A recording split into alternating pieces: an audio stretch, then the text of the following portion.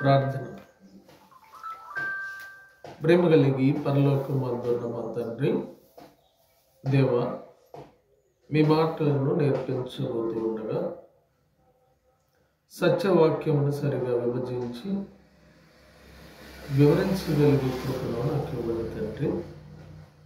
దేవా, పిల్లల వాక్యాన్ని వింటూ ఉండగా వినగలిగిన చెవులను, విన్న ఆ మాటలన్నిటినీ అర్థం చేసుకోగల కృపను అనుగ్రహించమని మా ప్రభువును మా రక్షకుడైన యేసుక్రీస్తు నామమున ప్రార్థన సమర్పిస్తున్నాము తండ్రి. ఆమేన్. ప్రియమైనటువంటి దేవుని పిల్లలారా, ఈరోజున ఆరాధన కార్యక్రమంలో మనము నేర్చుకునిపోయే పాఠం ఏమిటంటే, నేటి కాలంలో స్వస్థతలు ఉన్నాయా లేవా అనే పాఠాన్ని మనం నేర్చుకోబోతున్నాం. జాగ్రత్తగా వినాలి.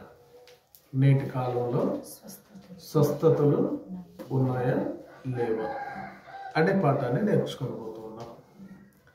ఈరోజు క్రైస్తవ సమాజాన్ని మనం పరిశీలించినట్లయితే ఎక్కువగా కూడా స్వస్థత సభలు అని చెబుతున్నట్టుగా, ప్రకటిస్తున్నట్టుగా మనం చూడవచ్చు. ప్రకటనలో ఏమి రాయబడి ఉంటాయంటే, రోగులు స్వస్థపరచబడును, దయ్యాలు వదిలిపోవును, లేదా అనేక రకాలైనటువంటి మహత్కార్యాలు జరుగును అని టీవీలో, పేపర్స్లో, లైవ్లో కూడా అక్కడ స్వస్థపరచబడినట్టుగా మనం చూస్తుంటాం. అయితే కొందరేమో నమ్ముతారు, కొందరేమో ఇవి నిజమా కాదా, ఇది కనికట్ట, లేకపోతే ఆ సమయం వరకే చేస్తున్నటువంటి సందర్భమా అని కొంతమంది ఆలోచిస్తూ ఉంటారు. నేటి కాలంలో కూడా ప్రార్థన చేస్తే రోగాలు తగ్గుతాయా, లేకపోతే దయ్యాలు విడిచిపోతాయా, దురాత్మలు వదిలిపోతాయా అనేది మనము నేర్చుకుందాం పిల్లలారా. ఎందుకంటే సమాజంలో అనేక రకాలైనటువంటి వారు ప్రకటిస్తున్న విధానాన్ని మనం చూస్తూ ఉన్నాం. అయితే ఇప్పుడు మనము ఈ కాలంలో ఉన్నాం, క్రీస్తు శకములో ఉన్నాం. అయితే స్వస్థత అంటే ఏమిటో మనకు అర్థం తెలియాలి. ఫస్ట్ స్వస్థత అంటే బాగు చేయటం, బాగుపరచటం, బాగుపడటం. స్వస్థత అంటే బాగు చేయటము, బాగుపరచబడటం, నయం చేయటం అని కూడా మనకు అర్థమయ్యే భాషలో చెప్పవచ్చు. మన పాఠం ఏమిటి? నేటి కాలంలో స్వస్థతలు ఉన్నాయా లేవా అనే పాఠాన్ని నేర్చుకొని పోతున్నాం. కాబట్టి ప్రతి ఒక్కళ్ళు కూడా శ్రద్ధ కలిగి జాగ్రత్తగా వినాలి. ఎవరు వినట్లేదని నాకు డౌట్ వస్తే వారిని నేను అడుగుతాను కంపల్సరీగా. కాబట్టి జాగ్రత్తగా వినాలి. ఏం పాఠం నేర్చుకుంటున్నాం మనము? నేటి కాలంలో స్వస్థతలు ఉన్నాయా లేవా. అంటే నేటి కాలం అంటే ఇప్పుడు క్రీస్తు శకములో మనం ఉన్నాం. క్రీస్తు శకములో మనం ఉన్నాం. అయితే ఈ స్వస్థతలు అనే పాఠాన్ని 3 భాగాలుగా మనం విడగొడదాం దేవుని పిల్లలారా. ఏమండి? 3 భాగాలుగా విడగొడదాం. ఎన్ని భాగాలుగా? 3 భాగాలుగా విడగొడదాం. ఒకటి, క్రీస్తు పూర్వం జరిగిన స్వస్థతలు, అంటే క్రీస్తు ఈ భూమి మీదికి రాకముందు జరిగిన స్వస్థతలు అనేది ఒక భాగం. రెండవ భాగము క్రీస్తు కాలంలో జరిగిన స్వస్థతలు. రెండవ భాగము క్రీస్తు కాలంలో, ఆయన భూమి మీద నివసించినప్పుడు లేదా బ్రతికి ఉన్నప్పుడు జరిగినటువంటి స్వస్థతలు. మూడవది క్రీస్తు శకంలో జరిగిన స్వస్థతలు, జరిగేటటువంటి స్వస్థతలు. క్రీస్తు శకంలో జరిగేటటువంటి స్వస్థతలు అనే పాఠాన్ని మనం నేర్చుకున్నాం. అయితే పిల్లలారా, ఎన్ని భాగాలుగా విడగొట్టాం మనం? ఇప్పుడు 3 భాగాలుగా మనం ఈ పాఠాన్ని విడగొట్టాం మనకు అర్థం కావటం కోసం. అయితే క్రీస్తు పూర్వము స్వస్థతలు ఎలాగ జరిగాయి? బాగు చేయటాలు, బాగుపరచటాలు, నయం అవటాలు ఎలా జరిగాయి అనేది మనం నేర్చుకోవాలి. అయితే కొద్ది సందర్భాలనే మనం పరిశీలన చేద్దాం. మీరు ఎక్కువగా మాట్లాడితే మీరు ఒకేసారి తీసుకొనలేరు కనుక ఇది పార్ట్ 1 అనుకోవచ్చు. పార్ట్ 1 అనుకోవచ్చు. అయితే దేవుని పిల్లలారా, క్రీస్తు పూర్వం జరిగినటువంటి స్వస్థత ఒకసారి మనము హిజ్కియా రాజు గారి సందర్భాన్ని మనం నేర్చుకుందాం. 2వ రాజుల గ్రంథము 18వ అధ్యాయము. ఏమండి? 2వ రాజుల గ్రంథము 18వ అధ్యాయము. జాగ్రత్తగా ప్రతి ఒక్కళ్ళు కూడా వినాలి దేవుని పిల్లలారా. 2వ రాజుల గ్రంథము 18వ అధ్యాయము ఒకసారి మనం చూడగలిగితే ఇక్కడ హిజ్కియా అనేటటువంటి ఆ రాజు ఉంటాడండి. ఆయన గురించిన సందర్భాన్ని మనం నేర్చుకుందాం. జాగ్రత్తగా వినాలి, ఓపికగా వినాలి ప్రతి ఒక్కళ్ళు కూడా. ఏమండి? 2వ రాజుల గ్రంథము 18వ అధ్యాయము మనం చూడగలిగితే, రేవంత్ చూస్తున్నావా? చూడండి, 18వ అధ్యాయం 1వ వచనం. ఇశ్రాయేలు రాజును ఎలా కుమారుడునైన హోషేయ ఏలుబడిలో 3వ సంవత్సరం వద్దు యోధా రాజును అహజు కుమారుడునైన హిజ్కియా ఏలనారంభించును. అతడు ఏలనారంభించినప్పుడు 25 ఏండ్ల వాడై యెరూషలేమునందు 29 సంవత్సరములు ఏలిను. జాగ్రత్తగా వినాలి. అతను సింహాసనాసీనుడు అయ్యేసరికి, సింహాసనంలోకి వచ్చేసరికి అతని వయస్సు 25 సంవత్సరాలు. అతని పరిపాలన కాలము 29 సంవత్సరాలు. 29 సంవత్సరాలు పరిపాలన చేశాడు రాజ్యాన్ని, యూదా సామ్రాజ్యాన్ని అని మనం చెప్పుకోవచ్చు దేవుని పిల్లలారా. అయితే అతను యూదా రాజుగా ఉన్నాడు. ఆయన యూదులకు రాజుగా అని చెప్పుకోవచ్చు అన్నమాట.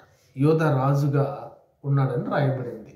29 సంవత్సరాలు ఏలిన అతనికి కొంతకాలంలో ఒక భయంకరమైనటువంటి రోగం వచ్చింది. ఏ రోగం వచ్చిందంటే భయంకరమైనటువంటి రోగం వచ్చింది. అతనికి ఒంటి మీద కురుపైందండి.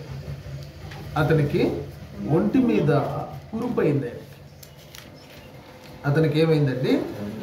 ఒంటి మీద ఒక కురుపు అయింది. ఆ కురుపు తగ్గనిది, విషంతో నిండినటువంటిది. అది మరణం వచ్చేటటువంటి రోగం. అది తగ్గదన్నమాట. అయితే పూర్వకాలంలో రాజులకు కానీ, సామాన్యులకు కానీ, అధిపతులకు కానీ దేవుడు ఏదైనా విషయాన్ని చెప్పాలనుకుంటే ఆయన ప్రవక్తలను పంపి విషయాన్ని తెలిపేవాడు. నీ స్థితి ఏమిటి, నీ పరిస్థితి ఏమిటి అని నేర్పించేవాడు అనమాట. అయితే ఇతను కూడా ఏమొచ్చిందంటే, చూడండి దేవుని పిల్లలారా, 20వ అధ్యాయం చూడగలిగితే ఎవరి గురించి మాట్లాడుతున్నాం మనం? హిజ్కియా రాజు గురించి మాట్లాడుతున్నాం. ఎవరి గురించి మాట్లాడుతున్నాం అండి? హిజ్కియా రాజు గురించి. 20వ అధ్యాయం చూడండి, 2వ రాజుల గ్రంథము 20వ అధ్యాయం. ఆ దినములలో హిజ్కియాకు మరణకరమైన రోగం కలగ్గా. ఇది మరణించే రోగం, అది బతకరేగా.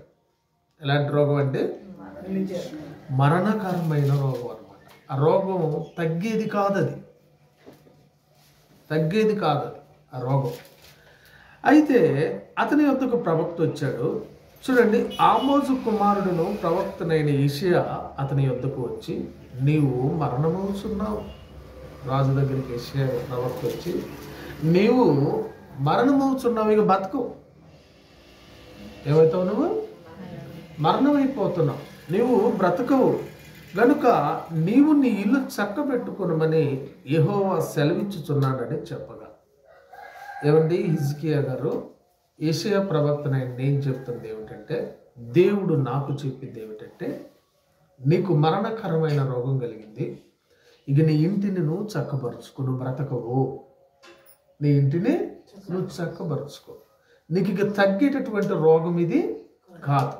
కాబట్టి నీ రాజ్యాన్ని, నీ ఇంటిని, నీ సింహాసనాన్ని, నీకున్న వాటన్నింటినీ చక్కబెట్టుకోవాలి. పెద్దలు చూడండి, చనిపోయేటప్పుడు ఏమేమి ఎక్కడ పెట్టారని కొంతమంది చెప్తుంటారు. వీలునామా రాశారు, ఆ పెద్దోడికి అది, చిన్నోడికి ఇది, ఆడపిల్లలకి ఇది అని పంచి, నేను ఎప్పుడు చనిపోతానో తెలియదు కాబట్టి అని పంపకాలు జరుపుతుంటారు తల్లిదండ్రులు, పెద్దలు. అలాగే ఇతనికి ప్రవక్త వచ్చి చెప్తున్నాడు, నువ్వు అన్నీ సరి చేసుకో, ఇక అన్ని టైం అయిపోయింది, నువ్వు బతకవు అనగానే అప్పుడు హిజ్కియా చాలా బాధపడతాడు. ఎంత బాధపడుతున్నాడంటే 2వ వచనంలో, అతడు తన ముఖము గోడ త్రట్టు తిప్పుకుని, యెహోవా యథార్థ హృదయుడునై సత్యముతో నీ సన్నిధిని నేనెట్లా నడుచుకుంటునో, నీ దృష్టికి అనుకూలముగా సమస్తమును నేనెట్లా జరిగించుతునో కృపతో జ్ఞాపకం చేసుకొనమని హిజ్కియా కన్నీళ్లు విడుచుచు యెహోవాను ప్రార్థించు. గోడ తట్టు తన మొహం తిప్పుకొని, నాకు మరణం వస్తుంది కదా తండ్రి, మరి నేను బ్రతికినన్ని దినాలు కూడా నీ పనే చేశాను కదా, నీ బాధ్యతలను చక్కబెట్టాను కదా, యథార్థ హృదయంతో తండ్రి నీ పనులన్నీ నేను జరిగించాను కదా, ఒక్కసారి జ్ఞాపకం చేసుకోవా అని ఏడుస్తున్నాడు రాజు. ఎందుకంటే మరణకాలం సమీపించింది ఆయనకి, బతకలేనటువంటి చనిపోయే రోగం. అయితే అతని కన్నీళ్ళ ప్రార్థన, అతని హృదయంలో ఉన్నటువంటి బాధ, అతని హృదయంలో ఉన్నటువంటి వేదన దేవుడు విన్నాడండి. ఏం జ్ఞాపకం చేసుకుంటారు కదా, నిజమే కదా, ఇతను బ్రతికినన్నాళ్ళు యథార్థంగా బ్రతికాడు కదా అని దేవుడు జ్ఞాపకం చేసుకుని వెంటనే ప్రవక్తకి చెప్తాడనమాట, అతన్ని నేను బ్రతికించాలనుకుంటున్నాను, అతని ప్రార్థన నేను విన్నాను, అతన్ని నేను ఇంకొంతకాలం ఆయుష్ ఇవ్వాలనుకుంటున్నాను, ఇంకొంతకాలము ఆయుష్ ఇవ్వాలనుకుంటున్నా. చూడండి, యేషయా అక్కడ నుండి వెళ్ళక ముందే ఈయన ప్రార్థన చేశాడు, దేవుడు విన్నాడు. యేషయా 4వ వచనం, యేషయా నడిమిశాలలో నుండి అవతలకు వెళ్ళక మునిపే యెహోవా వాక్కు అతనికి తిరిగి ప్రత్యక్షమై ఇలా సెలవిచ్చి, నీవు తిరిగి నా ప్రజలకు అధిపతివైన హిజ్కియా యొద్దకు పోయి అతనితో ఇట్లను, నీ పితరుడైన దావీదునకు దేవునకు యెహోవా నీకు సెలవిచ్చినదేమనగా, నీవు కన్నీళ్లు విడుచుతా చూచితిని. చూశాడంట దేవుడు అతని కన్నీళ్లు, చూచితిని, నీ ప్రార్థన నేను అంగీకరించి తిని, నీ ప్రార్థన కూడా అంగీకరించి తిని, నేను నిన్ను బాగు చేసేదను, 3వ దినమున నీవు యెహోవా మందిరమునకు ఎక్కిపోవుదువు, ఇంకా 15 సంవత్సరముల ఆయుష్ నీకు ఇచ్చేదను. బాగా వినాలి, అతని కన్నీళ్ళ ప్రార్థన విన్న దేవుడు, అతను ఇప్పుడే చనిపోతావని చెప్పిన దేవుడు అతనికి ఇంకెన్నాళ్ళు ఆయుష్ ఇస్తున్నాడు? 15 అని రాయబడింది. ఎన్ని సంవత్సరాలు? 15 సంవత్సరాల ఆయుస్సుని ఇచ్చాడు. ఇంకా చనిపోతాడు అని చెప్పినటువంటి వర్తమానాన్ని పంపిన దేవుడే అతనికి మరలా తిరిగి 15 సంవత్సరాల ఆయుష్ కాలాన్ని ఇచ్చాడు. వెంటనే అక్కడ ఎలా అతని రోగం తగ్గిందంటే 7వ వచనం ఉంటుంది, పిమ్మట యేషయా అంజూరపు పండ్ల ముద్ద తెప్పించుడని చెప్పగా వారు దాన్ని తెచ్చి కురుపు మీద వేసిన తర్వాత అతను బాగుపడాడు. నేను మొదట్లోనే చెప్పాను, కురుపు అయింది అతనికి. అంజూరపు పండ్ల ముద్ద అంటే ట్రీట్మెంట్, వైద్యము. ఇప్పుడు మీకు ఎట్లా అర్థం కావాలని అంటే, ఈ రోజున వైద్యాలు ఉన్నాయి, ఆయుర్వేదిక వైద్యాలు, తైలము ద్వారా, చెట్ల ఆకుల ద్వారా, ఇలా ఆయిల్స్ ద్వారా, చెట్లకు ఉన్నటువంటి బెరళ్ళలో నుంచి తీసినటువంటి ఏమంటారు దాన్ని, బెరడు నుంచి తీసినటువంటి లిక్విడ్ లాగా ఉంటుంది, వాటి ద్వారా వైద్యాలు చేసేవాళ్ళు పూర్వకాలంలో. అయితే దేవుడు కూడా అతనికి సెలవు ఇవ్వగానే అంజూరపు పండ్ల ముద్ద తెచ్చి హిజ్కియా కురుపు మీద పెట్టగానే తగ్గిపోయింది. బాగా అంటే క్రీస్తు పూర్వం స్వస్థత ఇలాగ దేవుడు చేశాడు అని మనం నేర్చుకోవచ్చు. ఎలా చేశాడు? ప్రార్థన ద్వారా, ప్రార్థన విని వారి పనులను పరిశీలించి వారి యథార్థ హృదయాన్ని గ్రహించి వారి పశ్చాత్తాపాన్ని విన్న దేవుడు అతనికి 15 సంవత్సరాల ఆయుష్నిచ్చాడు. వైద్యం ద్వారా అతన్ని స్వస్థపరిచి ఆయుష్ కాలాన్ని దేవుడు పెంచినట్టుగా ఒక సందర్భాన్ని మనం నేర్చుకున్నాం. ఇది క్రీస్తుకు పూర్వం జరిగినటువంటి స్వస్థత. ఏం పాట నేర్చుకుంటున్నాం మనము? నేటి కాలంలో స్వస్థతలు ఉన్నాయి. క్రీస్తు పూర్వము దేవుడు ఎలా స్వస్థత చేశాడు?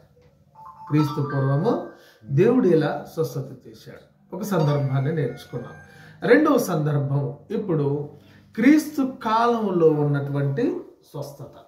క్రీస్తు కాలం అంటే దేవుడే మానవుడుగా వచ్చి భూమి మీద నివసించినప్పుడు ఆయన చేసినటువంటి స్వస్థతలను మనం చూద్దాం. అయితే యేసు ప్రభు భూమి మీదకి వచ్చాడండి. ఆయన 33.5 సంవత్సరాలు యేసు ప్రభు జీవించాడండి. అయితే ఆయన కాలంలో ఒక ఆమెకి 12 సంవత్సరాల నుంచి రోగం. ఎలాంటి రోగం అంటే రక్తస్రావం. ఒక స్త్రీకి రక్తస్రావ రోగం అన్నమాట. ఆమె అనేకుల దగ్గర వైద్యం చేయించుకుంది.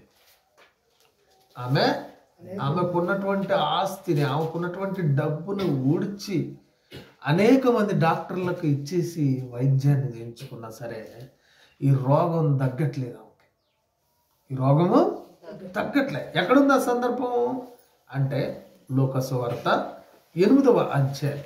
ఇప్పుడు ఏ కాలంలో ఉన్న స్వస్థత చదువుతున్నాం మనం? క్రీస్తు కాలంలో ఉన్నటువంటి స్వస్థతను మనం చదువుతున్నాం. లూకాసు వార్త 8వ అధ్యాయం. లూకాసు వార్త 8వ అధ్యాయము కొత్త నిబంధన గ్రంథము. జాగ్రత్తగా వినాలి. లూకాసు వార్త 8వ అధ్యాయము 40వ వచనమండి.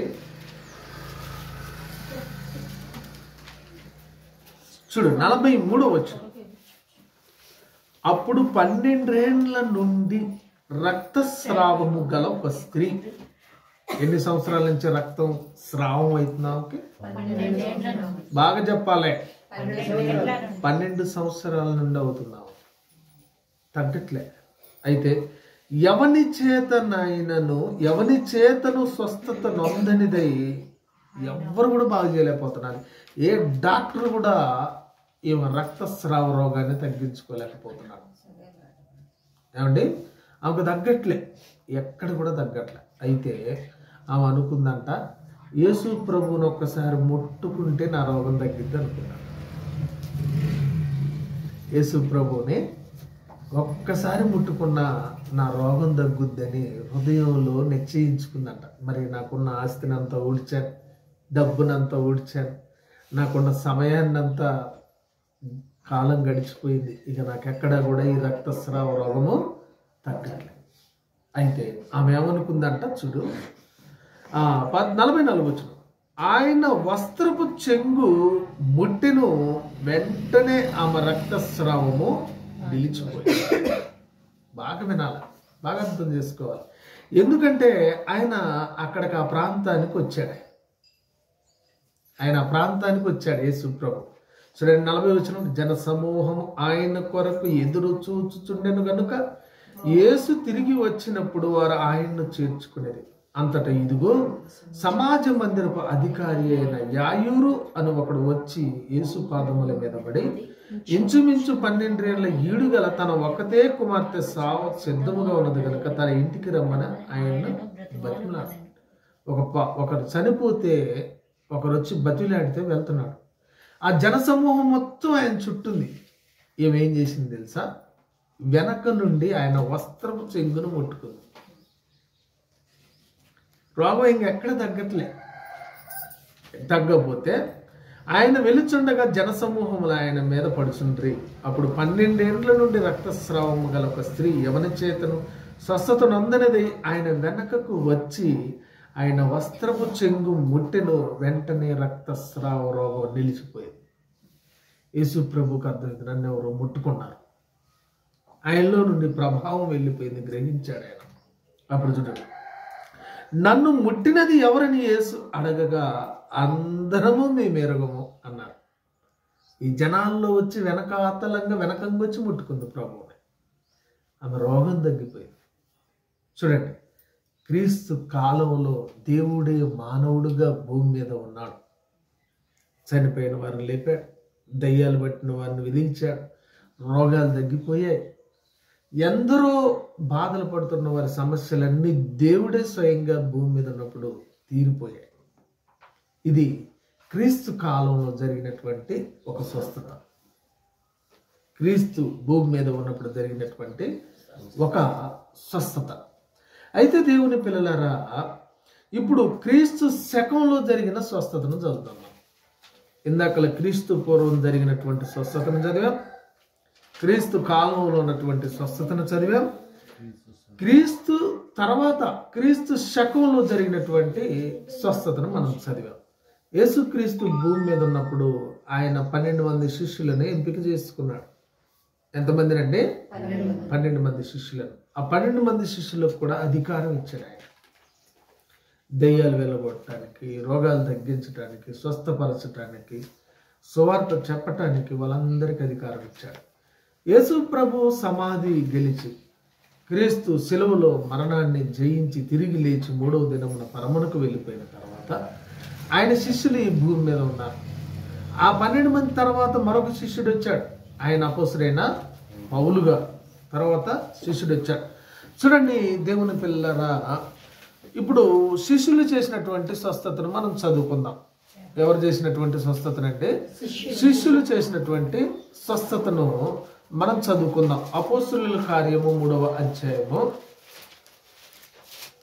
అపోస్తలుల కార్యము 3వ అధ్యాయము. ఏమండి చూడండి, తీయాలి, అందరు తీయాలి. పగలు 3 గంటలకు ప్రార్థనా కాలమున పేతురును యోహానును దేవాలయమునకు ఎక్కి వెళ్ళుచుండగా పుట్టినది మొదలుకొని కుంటివాడైన ఒక మనుష్యుడు మోసుకొని పోబడుచుండెను. వాడు దేవాలయంలోనికి వెళ్ళు వారిని భిక్షమడుటకు కొందరు ప్రతిదినము వారిని శృంగారమున దేవాలయపు ద్వారమున వద్ద ఉంచుతూ వచ్చాడు.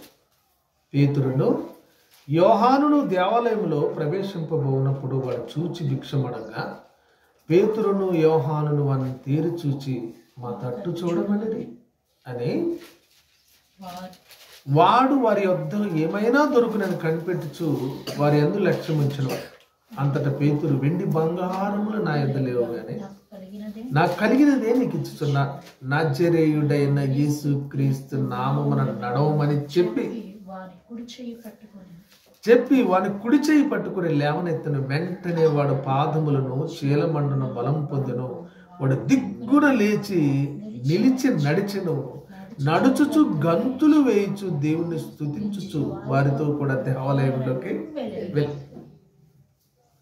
క్రీస్తు శకంలో జరిగినటువంటి స్వస్థత. ఎప్పుడు? పుట్టినది మొదలుకొని కుంటివాడాయి.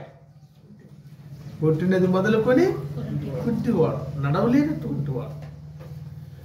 పేతురు యోహాను ఏమన్నా భిక్ష ఇస్తారేమో, ఏమన్నా ధర్మం చేస్తారేమో చూస్తే వారు వెండి బంగారాలు మా యొద్ద లేవు, కానీ మాకు కలిగినదే మీకు ఇచ్చుచున్నామని చెప్పి యేసు నామమున నడవమని చెప్పగానే అతను గంతులు వేచుచూ నడుచు వెళ్ళాడు. క్రీస్తు శకము శిష్యులు చేసినటువంటి స్వస్థత. మరి ఈ శిష్యుల తర్వాత మరొక శిష్యుడైనటువంటి అపోస్తలుడైన పౌలు గారు ఉన్నారు. అపోస్తలుడైన పౌలు గారు ఎలా స్వస్థత చేశారు అంటే చూడండి, 19వ అధ్యాయం అపోస్తలుల కార్యములో 19వ అధ్యాయము అపోస్తలుల కార్యములో 19వ అధ్యాయంలో ఏమండి, అపోస్తలుల కార్యము 19వ అధ్యాయము అందరికి 11, 12 వచ్చిన 19వ అధ్యాయం చూడండి, తీసారా? 11 వచ్చిన. మరియు దేవుడు పౌలు చేత విశేషమైన అద్భుతాలు చేయించాడు. దేవుడు పౌలు గారి చేత అనేకమైన అద్భుతాలు చేయించాడు. అతని శరీరమునకు తగిలిన చేతి గుడ్డలైనను నడికట్లైనను రోగుల యొద్దకు తెచ్చినప్పుడు రోగములు వారిని విడిచెను, దెయ్యములు కూడా వదిలిపోయాయి. ఎంత బలంగా స్వస్థతలు జరిగాయంటే పౌలు గారి ఒంటి మీద ఉన్న బట్టలు తెచ్చి నడికట్లైనను చేతి గుడ్డలైనను తీసుకొచ్చి రోగం ఉన్న వాళ్ళ దగ్గర పెడితే తగ్గిపోయాయి. అంత విస్తృతంగా రోగాలు విడిచిపోయాయి, దెయ్యాలు వెళ్ళిపోయాయి పౌలు గారి కాలంలో. అలా స్వస్థతలు జరిగాయి. అయితే క్రీస్తు శకములో క్రీస్తు భూమి విడిచిపోయిన తర్వాత భూమి విడిచి పరలోకానికి వెళ్ళిపోయిన తర్వాత శిష్యులు చేసిన 12 మంది చేసిన స్వస్థతలు చదివాం. పౌలు గారు చేసిన స్వస్థతలు ఏంటంటే అతని చేతి గుడ్డలు తగిలితేనే రోగాలు తగ్గాయి, నడికట్లు తెచ్చి పెడితేనే రోగాలు తగ్గాయి. మరి లేఖనము గ్రంథము పూర్తయిన తర్వాత, సంఘము ఏర్పాటైన తర్వాత, సంఘంగా కూడుకుంటున్న తర్వాత ఇప్పుడు స్వస్థతలు ఎలా జరుగుతాయో మన ముందున్న ప్రశ్న. ఇప్పుడు మన కాలంలోకి వచ్చాం. క్రీస్తు పూర్వం చదివాం స్వస్థత, క్రీస్తు కాలం చదివాం స్వస్థత, క్రీస్తు శకంలో జరిగిన స్వస్థతలను చదివాం. మరి ఇప్పుడు కూడా క్రీస్తు శకంలోనే ఉన్నాం నేటి కాలంలో. మరి గ్రంథము పూర్తయిపోయింది, బైబిల్ మన చేతులకి ఈ చట్టం వచ్చేసింది. మరి ఇప్పుడు అందులో ఎలా రాయబడితే అలానే స్వస్థతలు ఉన్నాయని చెప్పాలి. కానీ ఏ కాలంలో జరిగిన స్వస్థత తీసుకొచ్చి ఇప్పుడు జరుగుతున్నాయి, ఇప్పుడు జరిగాయి అని కొందరు చెప్తారు, అర్థం కానటువంటి వాళ్ళు. అయితే దేవుని పిల్లలారా, ఇప్పుడు నేటి కాలంలో స్వస్థతలు ఎలా జరుగుతాయి, రోగాలు ఎలా తగ్గుతాయి అని మనం చూడగలిగితే, దేవుని పిల్లలారా, దెయ్యాలు ఎలా విడిచిపోతాయి అని మనం చూడగలిగితే చూద్దాం. ఒకసారి యాకోబు పత్రిక 5వ అధ్యాయాన్ని మనం చూడగలిగితే, యాకోబు పత్రిక 5వ అధ్యాయము కొత్త నిబంధన ఏమండి, యాకోబు పత్రిక ఎబ్రి పక్కనే ఉంటుందండి.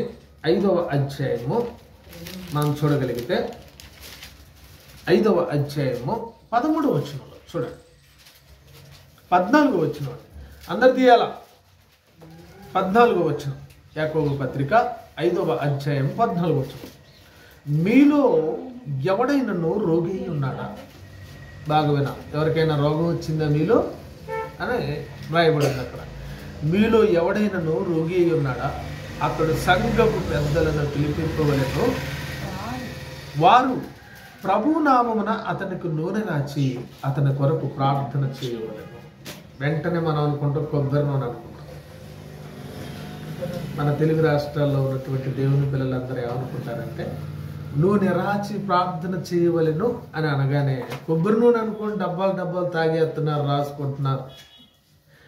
ఇల్లు కడితే పిల్లలు గుంటలలో వేస్తున్నారు, పశువులకు రోగాలు వస్తే తాపిస్తున్నారు, పంట పొలాల్లో రోగం వస్తే ఆ కొబ్బరి నూనె అందులో వేసి స్ప్రే చేస్తున్నారు, గుర్తులు వేసుకుంటున్నారు, మీద రాసుకుంటున్నారు. చాలామంది చాలా రకాలుగా చేస్తున్నారు. అనేక రకాలుగా ఇక్కడ నూనె అని ఉందని కొబ్బరి నూనె వాడటం మొదలుపెట్టారు. నేను చెప్తున్నాను దేవుని పిల్లరా, ఇందాక క్రీస్తు పూర్వంలో జరిగిన స్వస్థతను అంజూరపు ముద్ద తెచ్చి కురుపు మీద వేశాడని చదివాను. అంటే ఆ కాలంలో ఉన్నటువంటి వైద్యము ఇప్పుడు మీకు అర్థం కావటం కోసం చెప్పే వైద్యం ఆయుర్వేదం అని చెప్పాడు. అంటే ప్రకృతి ద్వారా చేసేటటువంటి వైద్యం అంజూరపు ముద్ద అని మనం చదువుకున్నాం. అయితే ఒలివ మొక్కలు ఉంటాయి అక్కడ ఎక్కువగా ఆ కాలం. అయితే ఒలివ ఆయిల్ అని మనం చెప్పుకోవచ్చు.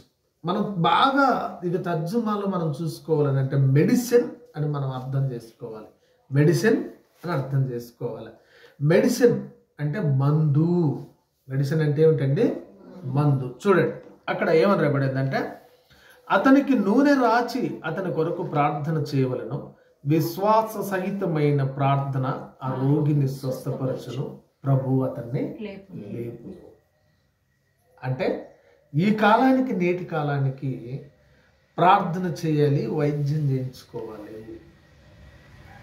ప్రార్థన చేయాలి, వైద్యము చేయించుకోవాలి. వైద్యం చేయించుకుంటూనే ప్రార్థన ద్వారా స్వస్థపరచబడాలి మనిషి. ఈరోజు రోగాలైనా ఏవైనా విడిచిపోవాలన్నా, శరీరానికి తగిలినటువంటి సమస్యలు ఏవైనా పోవాలనన్నా విశ్వాస సహితమైన ప్రార్థన వైద్యము. మెడిసిన్. విశ్వాస సహితమైన ప్రార్థన మెడిసిన్. వైద్యం ద్వారా స్వస్థత. వైద్యులను ఉపయోగించుకొని దేవుడు స్వస్థతను చేస్తూ ప్రార్థన అంగీకరిస్తూ ఈరోజు దేవుడు అనేకులను నేటి కాలంలో స్వస్థపరుస్తున్నాడు. దేవుడు నేటికి స్వస్థతలు ఉన్నాయి, నేటికి కూడా స్వస్థతలు ఉన్నాయి. అవి నేటి కాలంలో స్వస్థతలు ఎలా ఉన్నాయంటే విశ్వాస సహితమైన ప్రార్థన ద్వారా, వైద్యులు ఇచ్చేటటువంటి సదుపాయం ద్వారా, వైద్యులు చేసేటటువంటి ఆపరేషన్ల ద్వారా, ఇచ్చేటటువంటి మందుల ద్వారా, తీసుకునేటటువంటి ట్రీట్మెంట్ ద్వారా, చేస్తున్నటువంటి విశ్వాస సహితమైన ప్రార్థన ద్వారా నేటి కాలంలో స్వస్థతలు జరుగుతున్నాయి. నేటి కాలంలో స్వస్థతలు జరుగుతున్నాయి. కానీ ఏమండి మందులు ఎందుకు వాడాలండి అంటే, మందులన్నీ కూడా నువ్వు దేవుడు సృజించినటువంటి ప్రకృతి ద్వారా తయారు చేయబడేవే. ఎక్కడి నుంచో కొత్త పదార్థం తీసుకొచ్చి మనిషి సృష్టించి తయారు చేసేవి కావు. ఈరోజు మనుషులు తయారు చేసేటటువంటి ప్రతి మందు కూడా ప్రకృతి నుంచి సిద్ధపరిచేదే. కాబట్టి దేవుని పిల్లారా ఏమని రాయబడి ఉంది అక్కడ? విశ్వాస సహితమైన ప్రార్థన ఆరోగిని స్వస్థపరచును. విశ్వాస అతనికి ఏం చేయాలంట? సంఘపు పెద్దలను పిలిపింపవలను, వారు ప్రభువు నామమున అతనికి నూనె రాసి అతని కొరకు ప్రార్థన చేయవలను. విశ్వాస సహితమైన ప్రార్థన ఆ రోగిని స్వస్థపరచును, ప్రభువు అతన్ని లేపు. పాకవినండి దేవుని పిల్ల. నేటి కాలంలో కూడా దేవుడు బాగు చేస్తాడు. నేటి కాలంలో కూడా దేవుడు స్వస్థతలు చేస్తాడు. నేటి కాలంలో కూడా మనుషులను దేవుడు జీవింపచేస్తున్నాడు. ఎలాగూ చేస్తున్నాడు నేటి కాలంలో స్వస్థతలు అంటే, వారు చేసే విశ్వాస సహితమైన ప్రార్థన ద్వారా, సంఘపు పెద్దలు చేసేటటువంటి ప్రార్థన ద్వారా, సంఘం చేసేటటువంటి ప్రార్థన ద్వారా, దేవుడు నియమించినటువంటి వైద్యులు లేదా డాక్టర్స్ ద్వారా ఉపయోగించుకొని దేవుడు మనుషులను నేటి కాలంలో స్వస్థపరుస్తున్నాడు. నేటికి స్వస్థతలు ఉన్నాయా లేవా? ఉన్నాయి. నేటికి స్వస్థతలు ఉన్నాయి. ఎలా ఉన్నాయి స్వస్థతలు నేటికి? విశ్వాస సహితమైన ప్రార్థన ద్వారా, వైద్య సదుపాయం ద్వారా.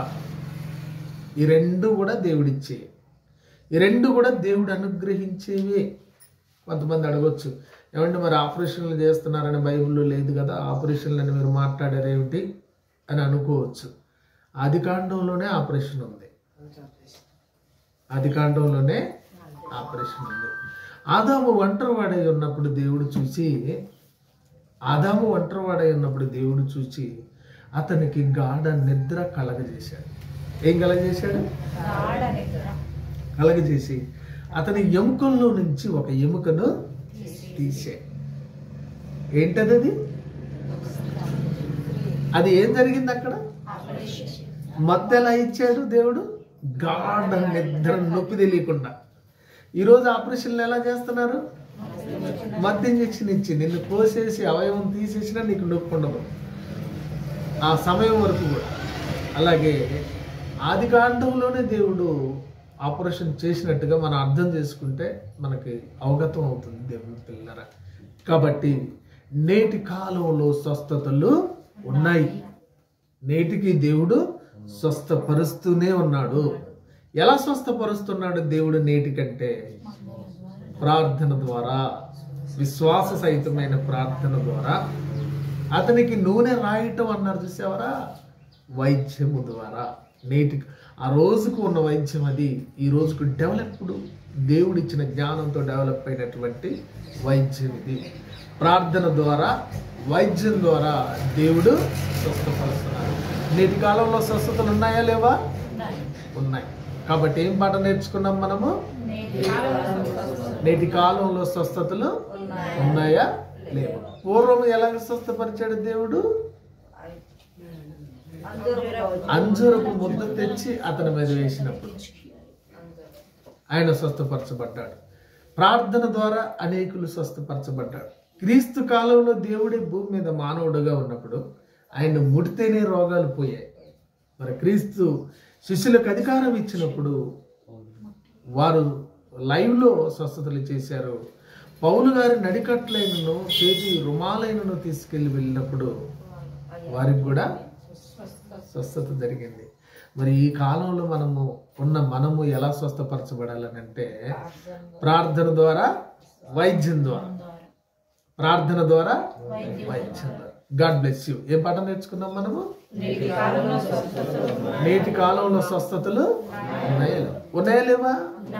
దేవుడు స్వస్థపరుస్తాడా పరచడా? దేవుడు గొప్పవాడు. ప్రార్థన చేసుకున్నాం. సర్వశక్తియు మిక్కిలి కృపా కనికరం కలిగిన మా కన్న తండ్రి దేవా, మీరు అనుగ్రహించిన కృప వలన ఈ పాఠాన్ని నేను నేర్పించిన తండ్రి దేవా, పిల్లలు విన్నారు, విని మనస్సులో భద్రపరుచుకొని ఆ మాటల ప్రకారం జీవించే కృపయు శక్తి సమరించాలను మాకు అనుగ్రహించి దీవించమని ప్రభువైన యేసుక్రీస్తు నామమున ప్రార్థన సమర్పిస్తున్నాము తండ్రి. ఆమేన్. అందరికీ